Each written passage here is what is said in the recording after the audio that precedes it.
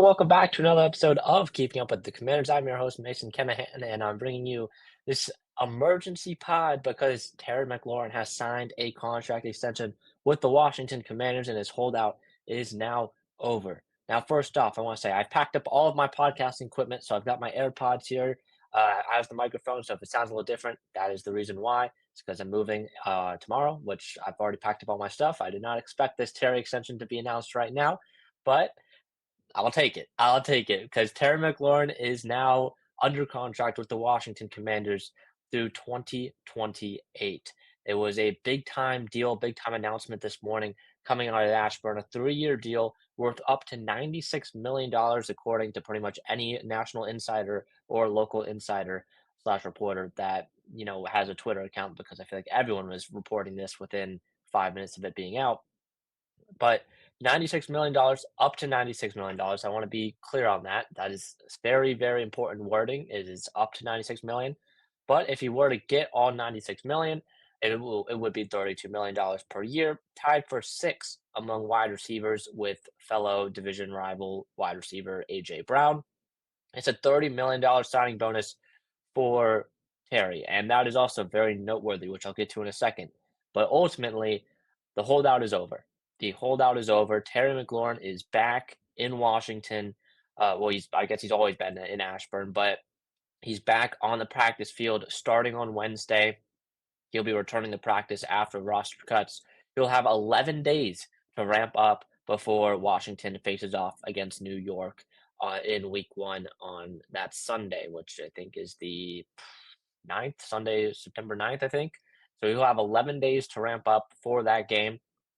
But I want to get into the specifics here of this contract because I was trying to hold off on creating this podcast until I figured out the guarantees, right? Because that is, in this situation, the most important information is the guarantees because $96 million sounds like a lot, right? And originally we were saying, oh, Adam Peters and company, they were more at the 26 to $28 million mark, and Terry and were at the 32, $33 million part uh, in terms of the average annual salary. Ultimately, it's 32 million per year. So first glance, right, you would expect Terry won this battle because $32 million per year. He wanted DK Metcalf money. DK Metcalf made 33 million per year, or makes 33 million per year. Terry now getting, even though he's older, he's now getting only $1 million less, which is very notable.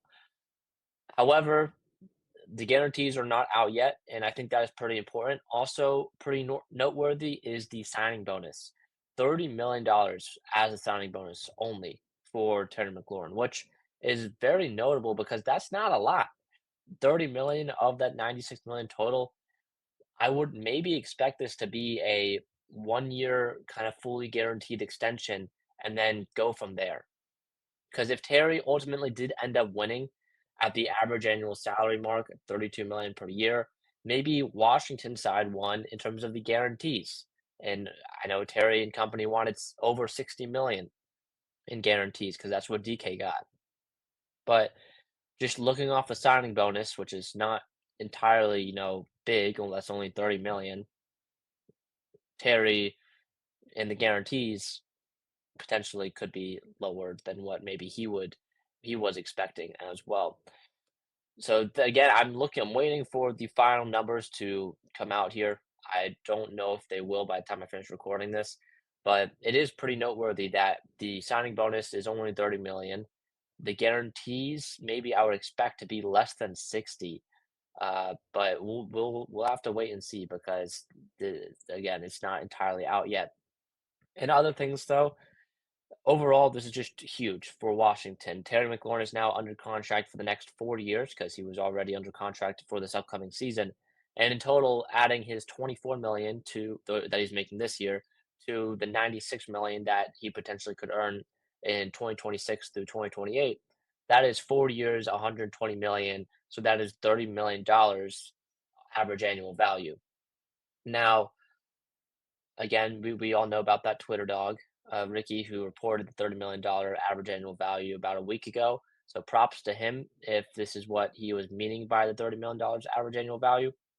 But it's still I mean, it's still maybe you could say compromise at the end of the day.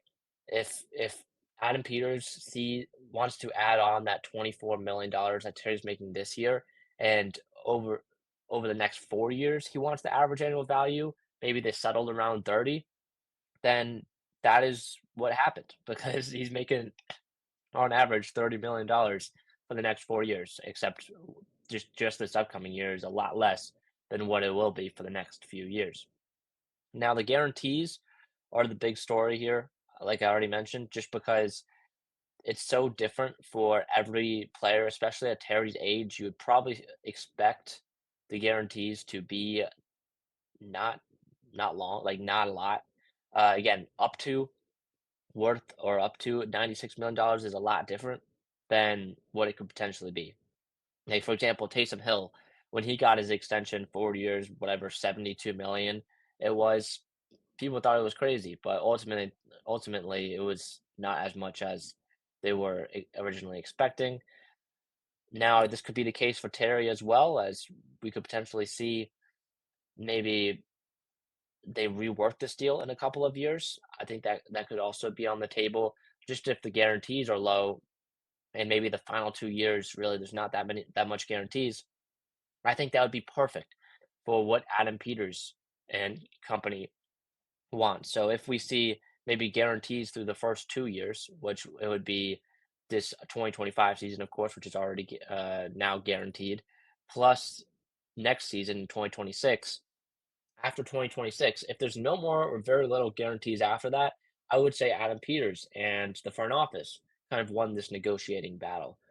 While if there are significant guarantees in the 2027 season, which is the second year of this new extension for Terry McLaurin, then I would say that Terry's side won the battle, and his agent as well just won the battle. So it's really going to be up to the guarantees at the end of the day on really who you could say won this negotiating battle. But I would expect that to be announced within the next 24 hours or so. So that is something to keep an eye on, just because the number that's originally put out is a little bit misleading. Also, because Terry's agent is the one that is giving Ian Rappaport, Adam Schefter, Jordan Schultz this information of what the extension is. And agents always tend to inflate the number a little bit, which is pretty noteworthy and something to take into account in a situation like this.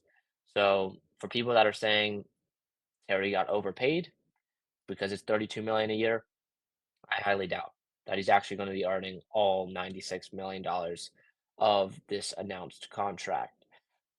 Now, moving ahead, like I mentioned, Terry's back on Wednesday. The game for Washington is 2 Sundays from now against the Giants. Terry was activated off the physically unable to perform list a few days ago. Maybe that was a good sign. They were getting closer and closer to a deal. So he started to ramp up a little bit. So now on Wednesday, hopefully he'll be back out there as a full participant at practice. We'll have to wait and see if that's what occurred here. But I mean, this is definitely a huge, huge, huge good sign for not only just Adam Peters in the front office, but for Terry and for this team's future as well, as Jaden Daniels gets his number one weapon back from last season. Now, it took maybe too long for this to get done. I will say that I think it did take too long. I think that it should have been done. Negotiations probably should have started back in March, back in April, back in May.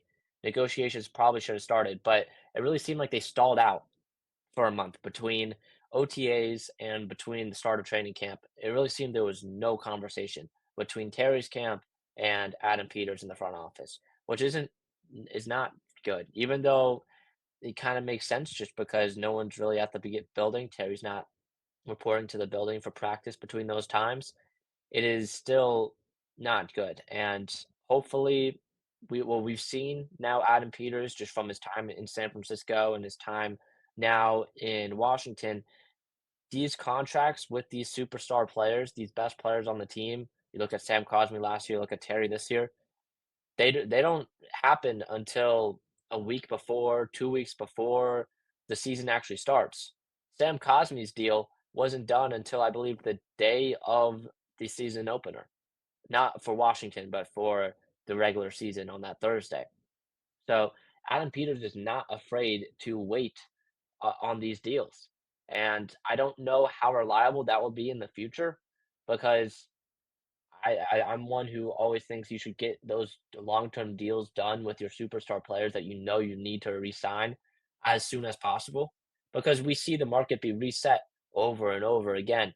I know Terry wasn't asking for market resetting money, but there may be a player in the future that does. Jane Daniels, for example. So there, there's definitely a lot riding on this, and I think this entire situation for Washington, we can kind of learn from, learn about Adam Peters' strategy, learn about how he wants to negotiate contracts. Because last year we saw it with Sam Cosmi. Cosmi wasn't holding out or anything, so it wasn't that big of a deal. And Terry McLaurin is a much bigger name than Sam Cosmi. So now we kind of see how Washington and Adam Peters go about uh, negotiating these big contracts with their superstars. And you look at next year, the potential names that will be up for due for extensions next offseason, right? For Washington, Frankie Louvu, Marshawn Lattimore, Laramie Tunsil. I mean, Tunsil, if he has another good year this year, he could be in for market resetting money again for an offensive tackle, which I know he's getting a little bit older in age, but he could be asking for market resetting money. Frankie Louvu, if he has another all pro year this year, he could be asking for market resetting money at linebacker, a position that, you don't typically spend a ton of money in. There's going to be more if Washington still continues to succeed, there's going to be more opportunities and more chances for these long-term extensions with superstar players. And I don't know if I entirely trust the process of waiting until right before the season starts with Adam Peters. Now, things could change, and Adam Peters could be getting some of these deals done earlier in the offseason between maybe the season ending and the new league year starting. But from what we've seen so far in San Francisco with the superstars there and in Washington here, he loves to wait until late August or early September, which I don't know if that will be, sustainable in the future just because of we see throughout the entire offseason contracts and numbers just continue to rise player after player, year after year that is due for an extension. I don't know if I entirely trust Adam Peters' process currently in terms of how he goes about these extensions, but at the end of the day, Terry McLaurin is here through 2028, and I can be happy about that at least because that is huge. That is huge. And it most likely means as well Terry's will finish his career in Washington, which is great. Which is great for him. He's going to be, up there in the Ring of Honor if he does for Washington. And kind of just one final look at the timeline that of things that occurred here, right? July 15th was the day that Terry spoke at the Eastern Motors commercial shoot. Today is August 25th. It has been 1 month and 10 days since Terry spoke at the Eastern Motors commercial shoot. It has felt like 3 months, 4 months. It has felt like forever since he did that, just because of the amount of things that have happened. They went through all of training camp. Training camp is over. We're into, real practices, getting ready for week one. You have Terry requesting a trade. You had Terry being activated on the pup list. He was holding out now, and then he was holding in. And now he's back on the field, $96 million richer, or at least $30 million richer, because that was his signing bonus originally.